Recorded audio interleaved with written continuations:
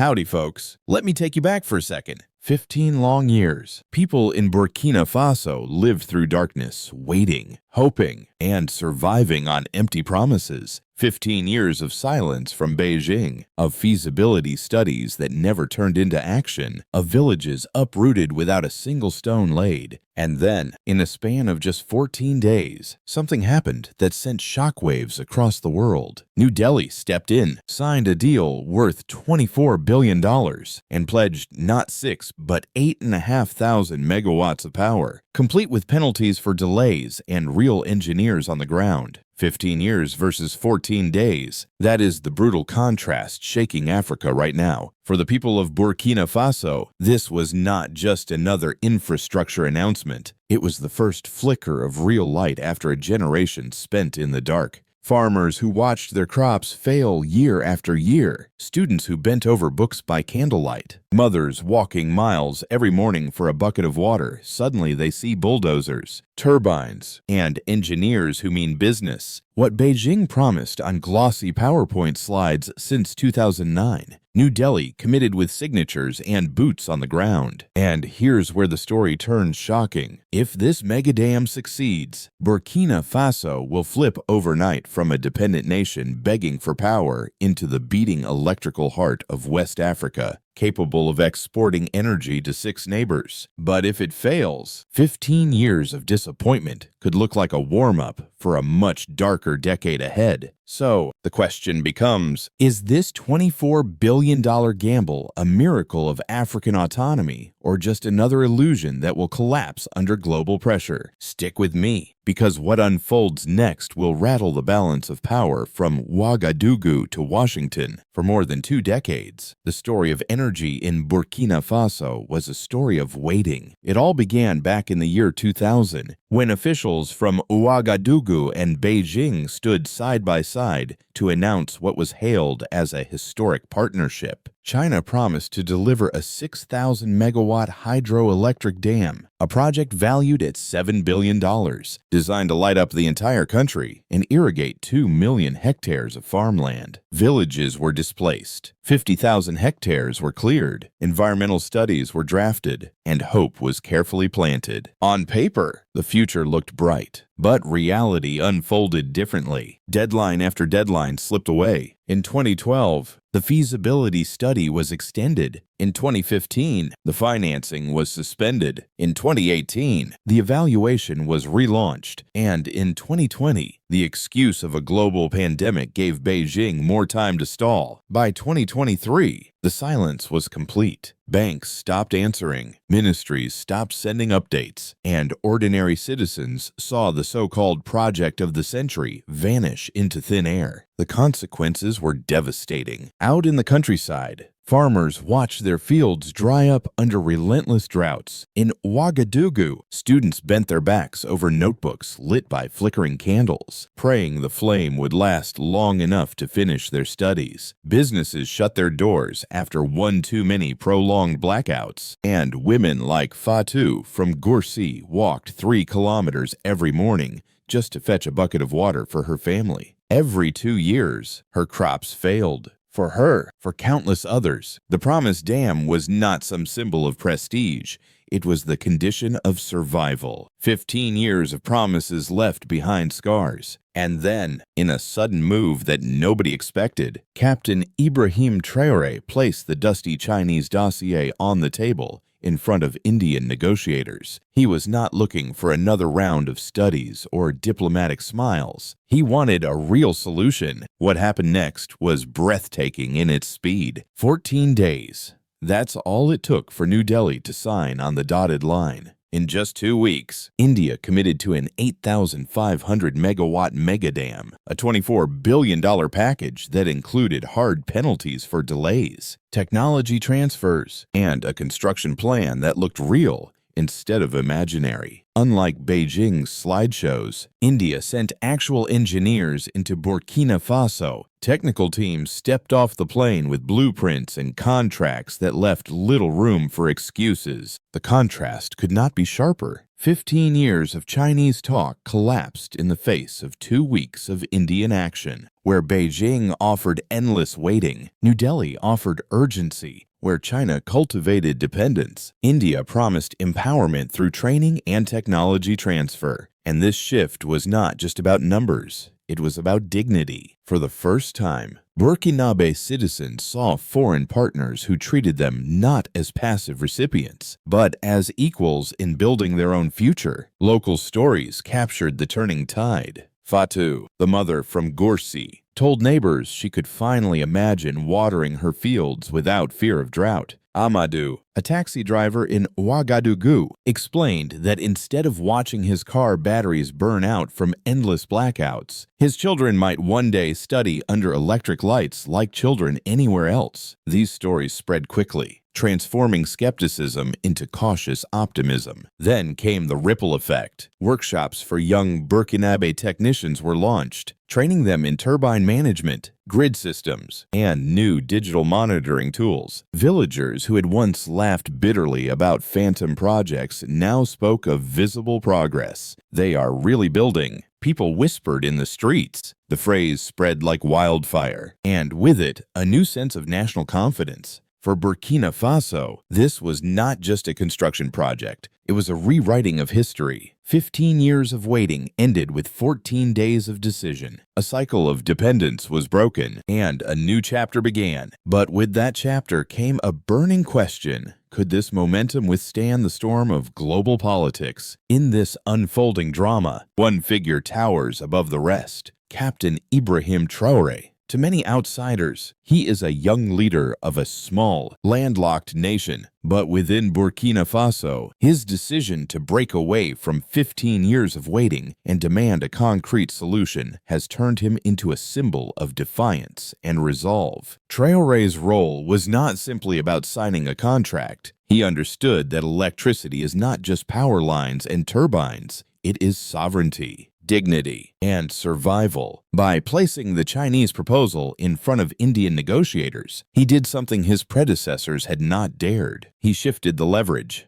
Instead of begging for help, he positioned Burkina Faso as a partner willing to hold foreign powers accountable. The inclusion of strict penalty clauses, guaranteed technology transfers, and transparent construction timelines was no accident. It was the direct result of Traoré's insistence that his people would never again be trapped in endless delay. But leadership carries weighty responsibilities. Traoré must now ensure that displaced communities are respected, that funds are managed with transparency, and that the hope of millions does not collapse under corruption or mismanagement. He must walk a razor's edge between welcoming foreign expertise and safeguarding national sovereignty. Every delay, every misstep will not be blamed on India alone. It will fall squarely on his shoulders. For the first time in decades, Burkinabe citizens believe that their leader has forced the world to treat them seriously. Yet belief can be fragile. The man who turned waiting into action must now prove that his gamble will outlast the pressure of global powers. The promise of light rests not only on the dam, but on the steady hands of Ibrahim Traoré himself. The turning point arrived with the speed of a lightning strike. Within hours of New Delhi's announcement, word spread across Ouagadougou that India had committed not just promises, but machines, money, and men. For a population hardened by disappointment, disbelief quickly gave way to shock, and that shock turned into momentum. Beijing, caught completely off guard, scrambled to regain control. In less than 72 hours, 3 Chinese delegations landed in Burkina Faso. They came armed with thick binders, revised proposals, and bold new offers. $30 billion was suddenly on the table, $5 billion more than the Indians had pledged. They promised shorter timelines, cutting-edge turbines, and unlimited financing. It was the kind of pitch that might have dazzled leaders in the past. But the mood had shifted. The Burkinabe response was icy, almost brutal in its simplicity. Where were these resources for the past 15 years? The silence that followed was heavier than any contract Beijing could present. For the people in the room, the contrast was undeniable: 15 years of stalling versus 2 weeks of decisive action. The spell of Chinese inevitability had been broken. In the streets, the reaction was electric. Taxi drivers, shopkeepers, students all repeated the same phrase: "They are really building." The sight of Indian engineers walking construction sites, of training workshops for local technicians, of blueprints stamped with penalty clauses, these became symbols of a new reality. For ordinary citizens, the difference was not theoretical. It was visible, tangible, and profoundly emotional. Beyond Burkina Faso, the ripples spread fast. In Accra,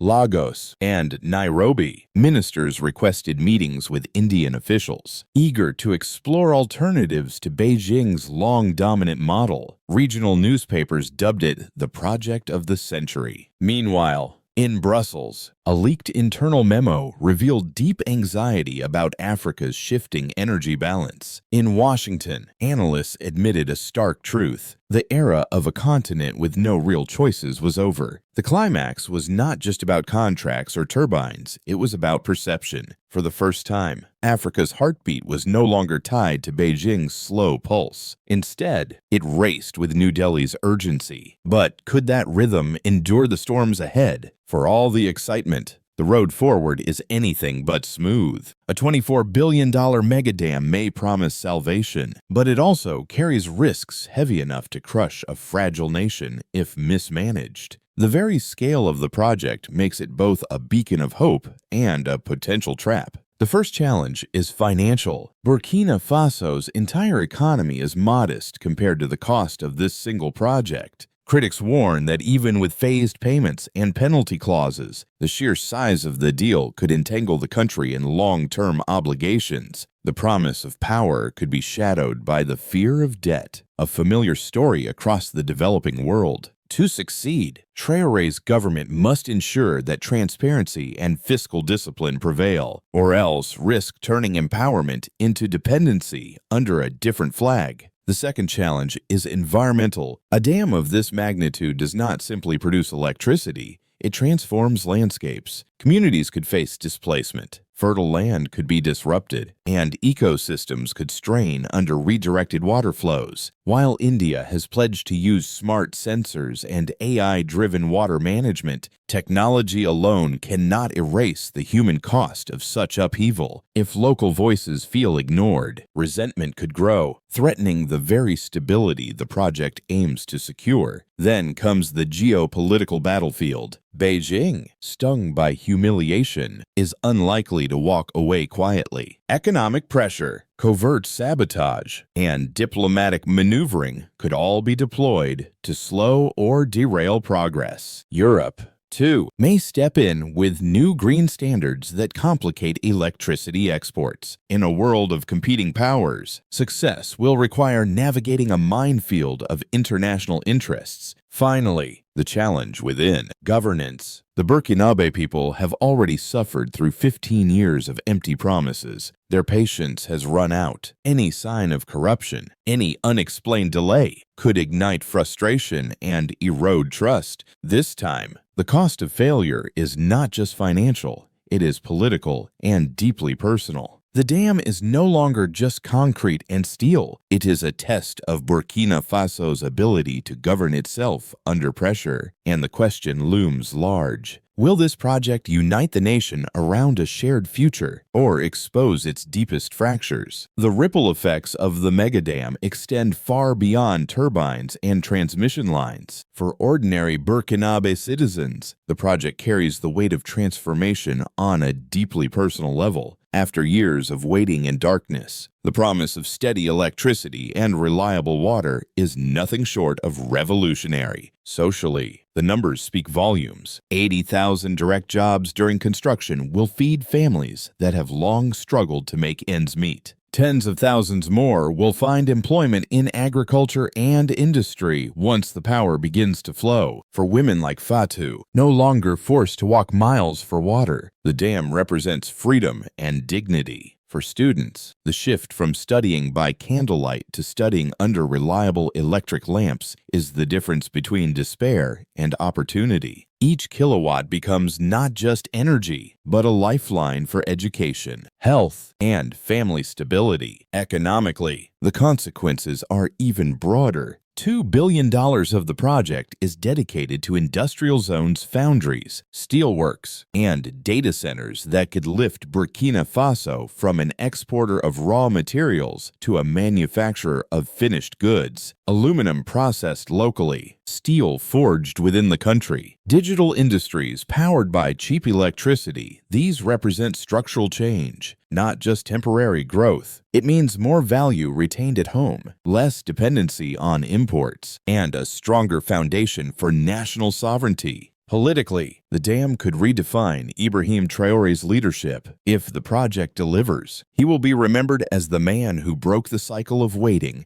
and gave his nation the power to stand tall. His legitimacy will grow not just in Burkina Faso, but across Africa, where leaders and citizens alike are watching closely. Yet the stakes are equally high in the opposite direction. If the dam stalls, if promises dissolve once again, the backlash could be fiercer than anything seen before. Hope, once raised, can turn into anger with explosive speed. The megadam is thus more than concrete and turbines. It is a mirror reflecting the balance between promise and betrayal, between stability and unrest. The lives of millions hang on whether this project delivers more than words. The dam is not just a structure of concrete and turbines, it is a roadmap for Burkina Faso's future. For the first time in decades, the nation holds in its hands not just a promise of power, but the potential to reshape its destiny. Yet to unlock that future, 5 critical steps must be followed with discipline, courage, and vision. The first step is governance. Transparency is not optional, it is survival. The people of Burkina Faso have endured too many false dawns to accept vague reports or delayed updates. A joint oversight committee, made up of Indian engineers and Burkinabe officials, must publish progress openly, phase by phase. Every missed deadline must trigger penalties. Every milestone must be celebrated in the open. When citizens see steel rising, turbines arriving, and deadlines met, confidence will grow stronger than any foreign guarantee. The second step is training. Technology transfer is not a catchphrase.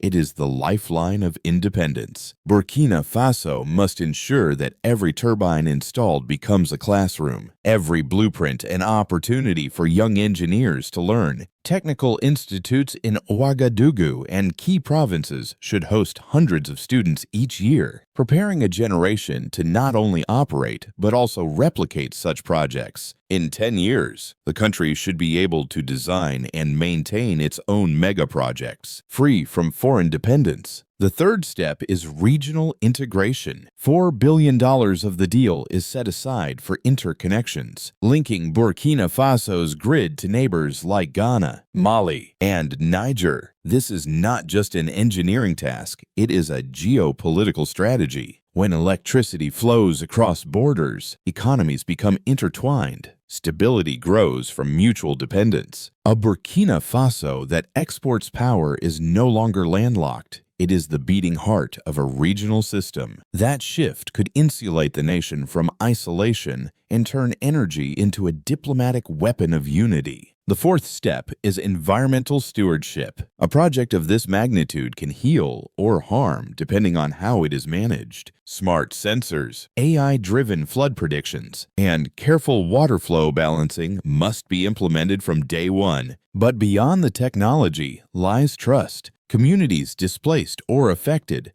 must be included in planning and monitoring, protecting biodiversity, preserving fertile land, and ensuring water security will decide whether the dam is remembered as a triumph or a scar. The fifth step is communication with the people. For 15 years, promises were hidden behind closed doors while citizens were left in the dark. That must never happen again. Regular updates, open visits to construction sites, and public reporting will bind citizens to the project. Each new phase must be seen, touched, and understood by those whose lives depend on it. When people feel they are part of the process, skepticism gives way to pride. Looking further ahead, the dam opens the door to an entirely new horizon. Imagine an agricultural revolution where 2 million hectares of farmland are irrigated year-round, turning Burkina Faso into a breadbasket of West Africa. Picture industrial zones humming with foundries and factories, where raw minerals are transformed locally instead of shipped abroad. Envision data centers powered by cheap electricity, enabling the nation to leap into the digital age. Each of these futures is now within reach, but the road is narrow and fraught with challenges. The international community will not stand idle. China will not forget its humiliation. Europe will defend its green agenda, and Washington will measure every move in the shadow of great power rivalry. The true test is whether Burkina Faso can maintain discipline, uphold transparency, and stand firm under external pressure. If it succeeds, the nation could set a precedent for all of Africa, a model of negotiating with the world on equal terms, of imposing deadlines on foreign powers, rather than being trapped by them. The dam could become more than a structure. It could become a method, a blueprint for sovereignty that other nations can follow. And so, the road ahead is not just about finishing a project, it is about transforming identity. From a country long defined by waiting, Burkina Faso now has the chance to be defined by action. The future depends on whether this transformation can outlast the storms to come. From Washington to Brussels, from Beijing to New Delhi, the shockwaves of Burkina Faso's decision are being felt in every corner of the globe. What seemed like a local infrastructure project has exploded into a geopolitical earthquake. For the United States, the deal is both an opportunity and a warning. On one hand, India's decisive entry into West Africa provides a counterbalance to China's long-standing dominance on the continent. Strategically, Washington views New Delhi as a partner in containing Beijing's influence. But on the other hand, the speed and scale of India's move raise unsettling questions. If African nations can suddenly demand hard deadlines, penalties, and technology transfers, then the old playbook of slow-moving aid and quiet influence may no longer work. Analysts in Washington are already asking, is this the beginning of a truly independent Africa that no longer waits for Western approval? Europe,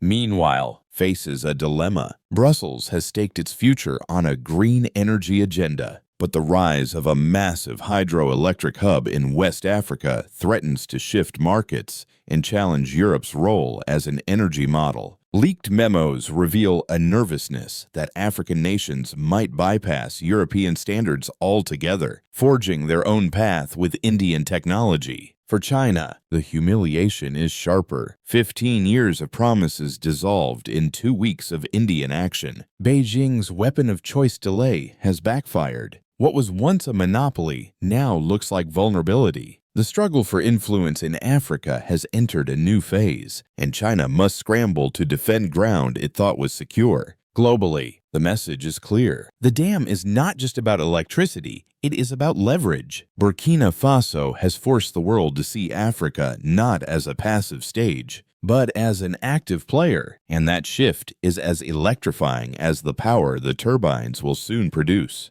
15 years of darkness, 14 days of action. That is the shocking divide at the heart of Burkina Faso's story. For decades, the nation was trapped in a cycle of waiting, its people paying the price with droughts, blackouts, and broken promises. And then, almost overnight, the tide shifted. India signed a $24 billion deal that could transform a landlocked, power-starved country into the energy hub of West Africa. But here lies the gamble. This megadam is either the greatest leap forward in modern African history or the most crushing disappointment yet. If it delivers, 2 million hectares of farmland will bloom, factories will roar to life, and millions of children will grow up in a country powered by light, not candles. Burkina Faso will export electricity, rewrite its destiny, and stand as proof that Africa can negotiate with the giants on its own terms. If it fails, however, the consequences will be brutal. Hopes raised so high will collapse into anger. The faith placed in Ibrahim Traoré could evaporate. leaving behind a political vacuum and a generation even more disillusioned than before. A project meant to heal could instead deepen the wounds of dependency and betrayal. And so the question lingers like a thunderclap. What if this $24 billion